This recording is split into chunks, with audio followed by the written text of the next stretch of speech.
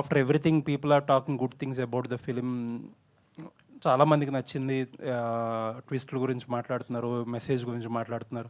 As a first time director మీరు ఇన్ని తక్కువ డేస్లో ఎలా చేశారు, ఎంతమంది సీనియర్ యాక్టర్స్ని ఎలా హ్యాండిల్ చేశారు, people are talking so much. But writer of the film వేసిన ఒక tweet, and more than the tweet, సరే డిఫరెన్సెస్ విల్ కమ్, బట్ ఏంటంటే ఆయన నా స్టోరీని రేప్ చేశారనే భావం వచ్చేలా ఒక పదం వాడారు.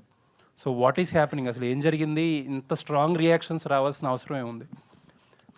సో అందరూ రెడీగా ఉన్నారా? అంటే ఈ క్వశ్చన్ అందరి మైండ్లో ఉంటుందో తెలుసు నాకు. సో నేను లాంగ్గా డీటెయిల్గా చెప్తాను.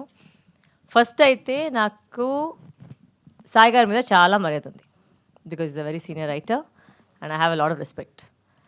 బట్ ద వరల్డ్, మన ప్రపంచం ఎలా అంటే కొన్ని స్టోరీస్ వచ్చి అలానే ప్రజెంట్ చేస్తే ఆడియన్స్కి వచ్చేసి నచ్చదు. That is the truth of the matter.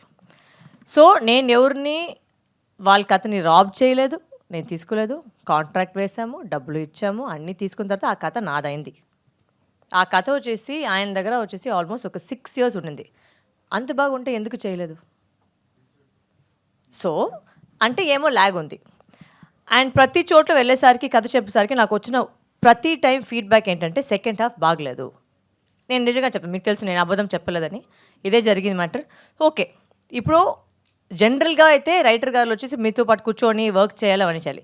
ఆయన చాలా బిజీ, ఆయన అన్ని పెద్ద సినిమాకి వెళ్ళిపోయారు. నన్ను వచ్చి కలవకూడదు లేదు. మొత్తం కథని వచ్చేసి ఏదో ఒక ఆడియో నోట్లో పంపించారు. సో ఆ ఆడియో నోట్లో నుంచి నేను ఎంత తీసుకోలేను. నేను దాంట్లో వర్క్ చేసి, and I you notice every interview నేనేం చెప్పానంటే ఆ కథ లైన్ నేను తీసుకున్నాను, స్క్రీన్ ప్లే అయితే నేను మార్చుకొని మళ్ళీ చేశాను. ఎందుకంటే ఈ కాలంలో వచ్చే ఈ మధ్యలో జనాలు ఎలా ఒక సినిమాని చూడాలి, ఎలా ఫీల్ అవ్వాలి.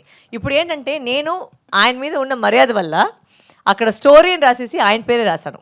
కావాలంటే నేను నా పేరు రాయొచ్చు, బట్ నా పేరు రాయకుండా ఆయన మీద ఉన్న మర్యాద కోసం మాత్రమే ఆయన పూర్తిగా పేరు పెట్టాను. ఇప్పుడు ఏంటి కామెడీ అంటే చాలామంది వచ్చి ఆయన ట్యాగ్ చేసుకుని కథ అంత బాగోదని ట్యాగ్ చేస్తున్నారు. సో అది ఆయనకు వెళ్ళిన గౌరవమా లేదా నాకు ఇచ్చిన గౌరవమా, అది మీరే చెప్పాలి. So that is my logic. But ఒక సినిమా కథ మీరు మార్చుకున్నప్పుడు ఆ టైటిల్లో కథకి ఆయన క్రెడిట్ ఇచ్చినప్పుడు ఆయన కథ లేనప్పుడు యూ షుడ్ కన్వే కదా అది. అవును సార్, బట్ ఫోన్లో వస్తేనే కదా సార్ కన్వే అయ్యేది. అంటే మీరు ఇప్పుడు అంటే ఇంటర్వ్యూస్లో చెప్పుంటారు, but what is permanent is cinema. సినిమాలో క్రెడిట్ ఎప్పుడు ఆయన పేరు మీద కథ ఉంటుంది. ప్లస్ ఆయన కథ లేదు అన్నప్పుడు it tells a different story కదా. yes it's not his story, but the question is the story is mine, no sir. అప్పుడు మీరు క్రెడిట్స్లో చెప్పుండాల్సింది కదా. నేను చెప్పాలి సార్, నా పేరు కాకుండా ఆయన పేరు మాత్రమే రాశాను. ఎందుకంటే అది కూడా ఫస్ట్ ఒక ప్రాబ్లం వచ్చింది. ఎందుకు మీ పేరు రాస్తానని ఆయన పేరు మాత్రమే, నేను ఆయన రెస్పెక్ట్ కోసం నేను పెట్టాను. బట్ ఆ రెస్పెక్ట్ అది రిటర్న్ చేయలేదు. నాకేం ప్రాబ్లం లేదు, నా పేరు పెట్టి నాకు చాలా సంతోషం. ఎందుకంటే నాకు తెలిసి ఎంత వర్క్ చేశాను ఆ కథ మీద. బికాస్ ప్రతి వాళ్ళు ఆ కథ వినేసరికి అందరూ చెప్పిన యునానిమస్ వచ్చి చాలా ల్యాగ్గా ఉంది. ఇప్పుడు మన మధ్యలో ఇప్పుడు మీరు ఒక పెద్ద స్టార్ పెట్టుకొని అలాంటి సినిమా చేస్తే పర్వాలేదు. మేమందరూ వచ్చేసి good actors, but we are not stars. So ఆ కథను ఎలా మేము జనాలు తీసుకువెళ్ళాలి, దాని మీద మేము వర్క్ చేసాం, చాలా వర్క్ చేసాం. సార్ రానే లేదు, అసలు ఒక సిటీ కూడా రాలేదు. ఎందుకంటే లేదు నాకు పెద్ద సినిమా, I'm not mentioning what all movies is doing, but okay he's doing చాలా పెద్ద సినిమా, అది కూడా నేను ఒప్పుకున్నాను. ఓకే సార్ మీరు బిజీగా ఉన్నారు, నో ప్రాబ్లం, నేను చూసుకుంటాను.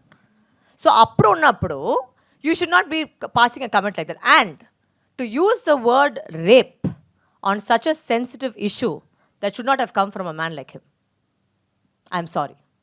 It's very insensitive and it's extremely rude.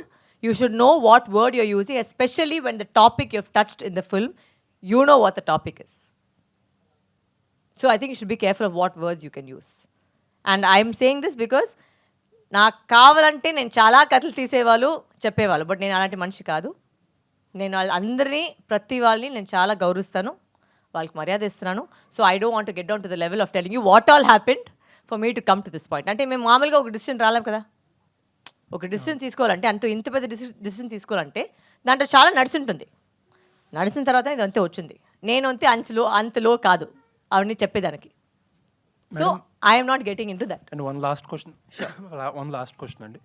కథ సెకండ్ హాఫ్ డ్రైవ్ మార్చినప్పుడు ఆయనకి చెప్పే ప్రయత్నం చేశారా ఇలా మారుస్తున్నాను? నేను క్లైమాక్స్ ఫస్ట్ నుంచి చెప్పాను సార్, మార్చాలి ఎందుకంటే వర్క్ అవ్వట్లేదు. ఇట్స్ వెరీ సింపుల్, నాకేం పెద్ద కాదు. ఏంటో మీకు మీరు అందరూ ఇప్పుడు చెప్పారు కదా, మీకు క్లైమాక్స్ ట్విస్ట్ నచ్చిందండి. ఆ క్లైమాక్స్ ట్విస్ట్ అదే నాది. ఓకే. నాకేంటంటే ఆ కథ వచ్చేసి అక్కడే ఒక కోర్ట్ రూమ్లో అయిపోతే ఒక అమ్మాయిని చాలా వీక్గా కనిపిస్తారు. I don't want that. I wanted a women to feel strong. I wanted the story to tell so that women can feel empowered. So ఆ ట్విస్ట్ పెట్టినప్పుడు మీరు అందరూ చూసింటారు సినిమాని, ఆ ట్విస్టే వచ్చి అందరూ చప్పట్లు కొడుతున్నారు.